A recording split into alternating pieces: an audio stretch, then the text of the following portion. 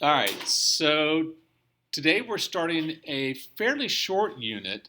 And yes, we haven't taken the test over the last unit yet, but we're done with all the stuff on it. Um, but because of how test days work and everything, we aren't taking one yet. So this short unit is preparation for series.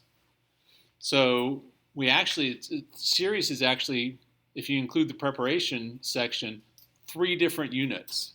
Oh, wow. There's that much series stuff. So this is all preparation for series.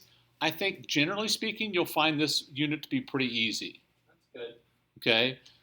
And then we do 2 different units on series. That was 3 fingers, by the way. Let me finish that.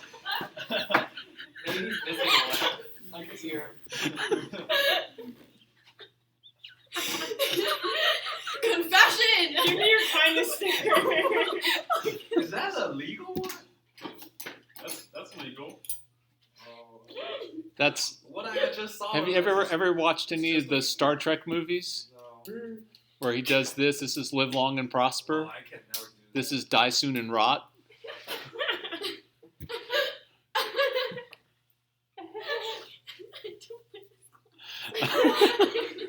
All right, so sequences. So a sequence, A sub n, is a list of numbers written in an explicit order. So if A sub 7 is equal to 18, we're saying that the 7th term of the sequence is 18. This should be review for you. Yeah. Yes. Okay? An arithmetic sequence is a sequence in which A sub n is equal to A plus n minus 1 times D.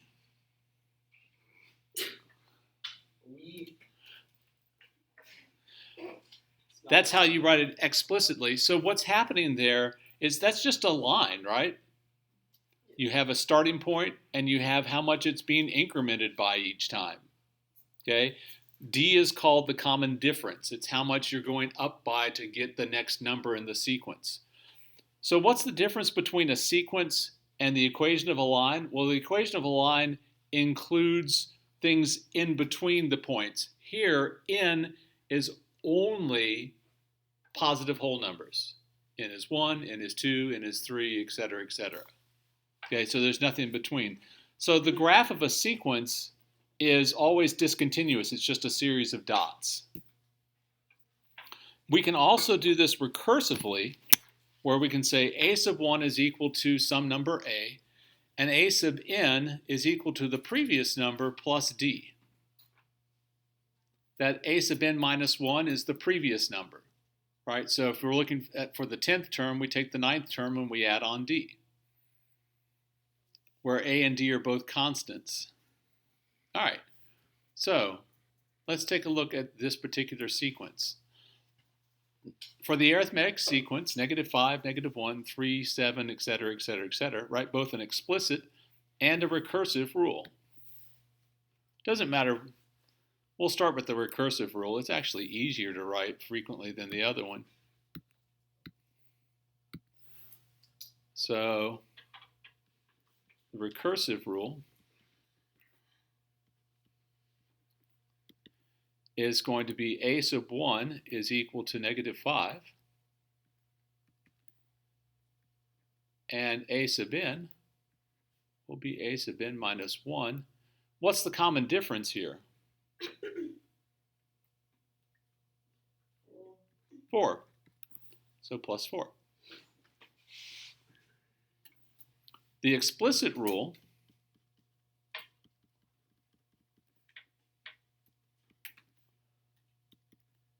is going to be a sub n is equal to -5 plus n minus 1 times 4. Or 4 times n minus 1, it doesn't really make any difference.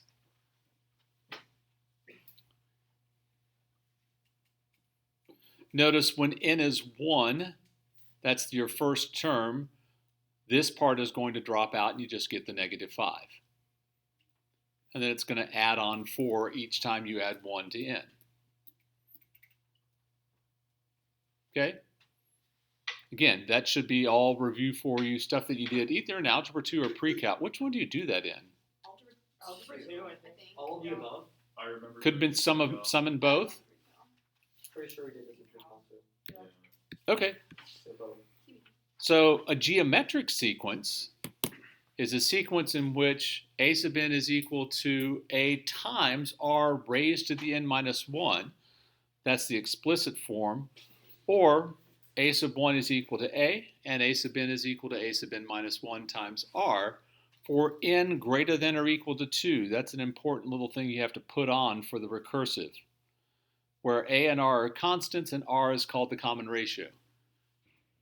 So, whereas the other one was a line, what is this? What kind of a function would this be if you look at the explicit? Exponential. It's an exponential, okay? But it's just at 1 and at 2 and at 3, etc., etc. So, for this geometric sequence, write both an explicit and a recursive rule. All right? So, what is our common ratio on this? What are we multiplying by each time? -2. Negative 2. With R. So, the recursive, which is frequently the easier rule to write, but it's not as useful to find, like, the 75th term. You would have to find all the 74 terms before that.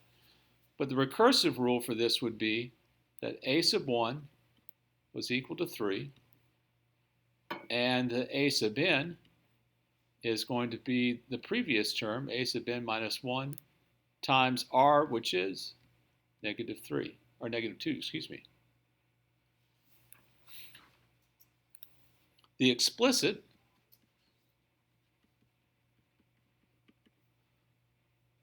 is going to be that a sub n is equal to 3 times negative 2 raised to the n minus 1 power.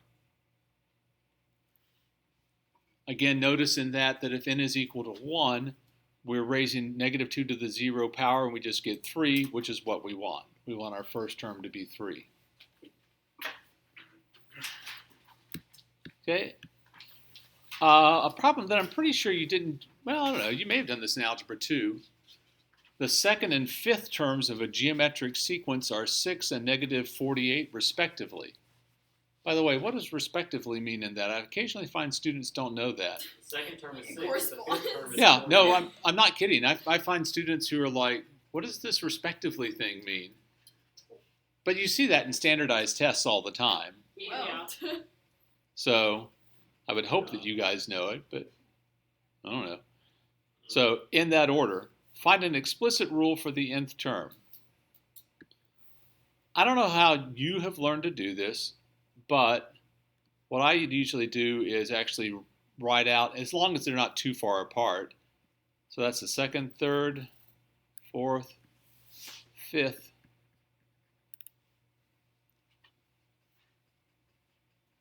So I know, and I usually don't bother writing this out, but I know that this term is going to be 6 times r. This will be 6 times r squared, and this will be 6 times r cubed. So that's how I can figure out what r is. Negative 48 is equal to 6r cubed. Negative 8 is r cubed. R is negative 2. Then, going the other direction, then this would have to be 6 over r. So a sub 1 is going to be negative 3. So the explicit rule will be that a sub n is equal to negative 3 times negative 2 raised to the n minus 1 power.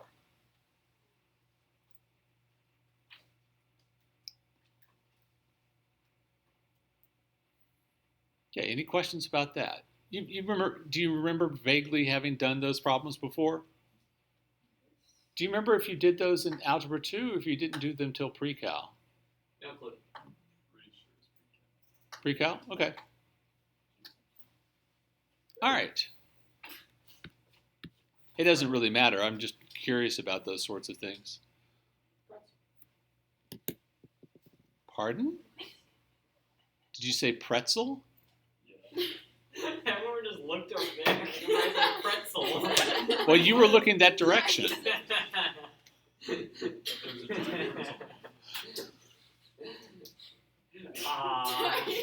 Gotcha.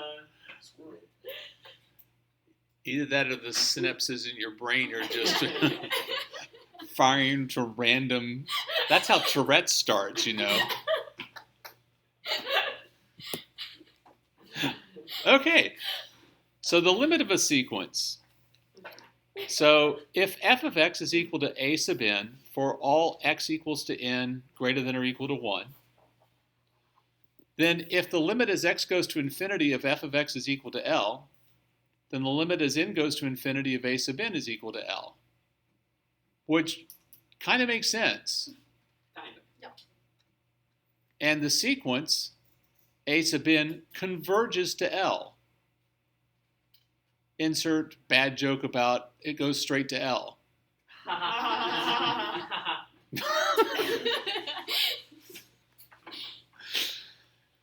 Now, if the limit as x goes to infinity of f of x is equal to plus or minus infinity, or fails to exist in some other way, then the sequence a sub n diverges. Okay? So, determine whether each sequence converges or diverges. If it converges, find its limit. Okay. So, as n goes to infinity, what is this going to go to? Very, very small number. Or no? No, very, very big. One. Wait. Uno. What? Oh, it's below 1.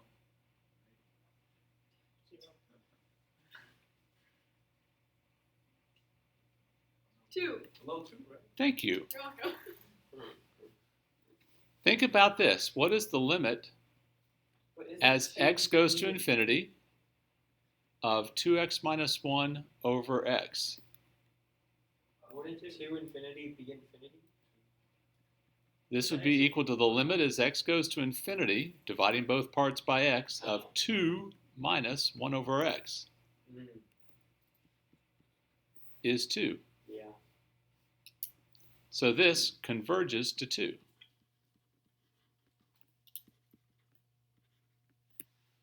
It's going to be really important, and I'm really bad at it, honestly, because sequence and series are right next to each other in the Rolodex of math words. You keep sequence and series separated in your brain. They are related to one another, but what a sequence does and what a series does, two different things. All right? How about this one? So let's think about this. If I take the limit as n goes to infinity, or as x goes to infinity, of negative 1 to the x power times x minus 1 over x. Well, what is the fractional part going to go to? 1 minus 1 over x. Which is 1. Which is 1 as x goes to infinity, yes. And what is this going to do? Very, very large negative. Or What if x happens to be 4 or 4 billion? It's between the 1, right? It's going to oscillate back and forth between negative 1 and positive 1, isn't it? no. Is this going to go to a particular value? No. No. This limit does not exist. So we say here that this series diverges. See, I just did it. This sequence diverges.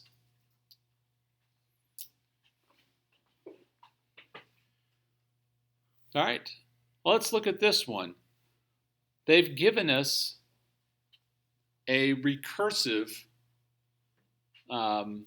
equation for this. But that's not the most helpful thing, is it? So let's write an explicit one. what kind of a sequence is this? Is it arithmetic or is it geometric? Arithmetic. You're just adding on 3 each time. So this is going to be 4 plus 3 times n minus 1.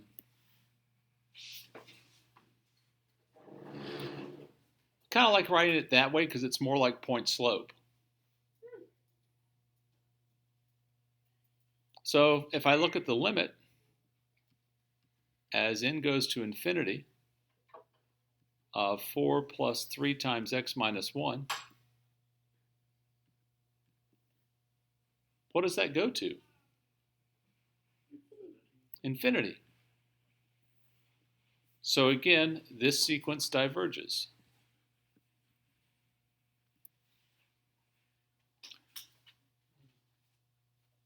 It turns out that in the long run, all arithmetic sequences diverge. Because you're going to be adding that same number on, and whether you're adding a positive value or a negative value, it's never going to settle down to a particular value, is it? It's going to either keep growing or keep growing negatively, one or the other. Okay. Keep anti-growing. Anti-growing, ungrowing. Yeah. No, anti-growing. So remember way earlier in the year, and all this should remind you of stuff that we did at the beginning of the year on limits, the Sandwich Theorem, Oh. which basically said that if you had a function that was sandwiched between 2 other ones, and both of those functions went to the same value at some particular point, like when x was 3, y was equal to 17, then the function in the middle had to go to 17 also, because it was sandwiched between the 2.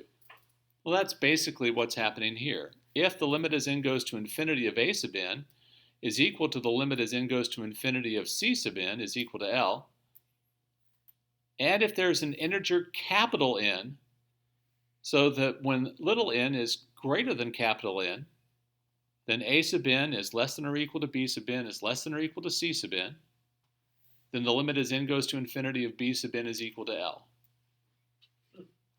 Now, a lot of gobbledygook letters in that, but if you ignore this middle part, this is just like the Sandwich Theorem. This middle part says, we don't care what happens at first. If eventually it settles down so that b sub n is always in between a sub n and c sub n, then we're good, because we're looking at what happens as n goes to infinity. Okay, so what happens the first 100,000 terms, we don't care about. It's just eventually b sub n has to be in between a sub n and c sub n. So we can use that to show that the sequence sine of n over n converges, and we can find its limit.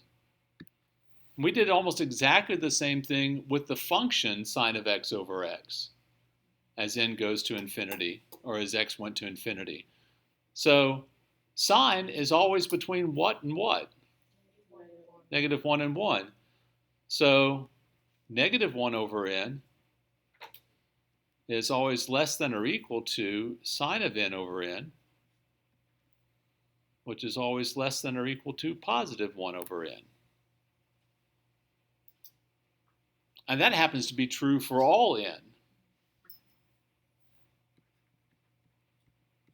We don't even have to worry about ignoring the first 1,000 or so terms. Well, what is the limit as n goes to infinity of negative 1 over n? 0. And the limit as n goes to infinity of 1 over n? Also 0. Also 0.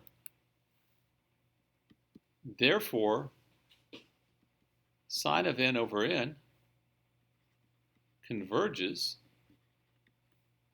to 0.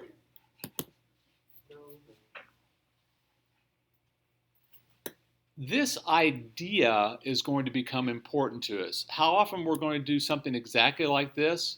Not real often.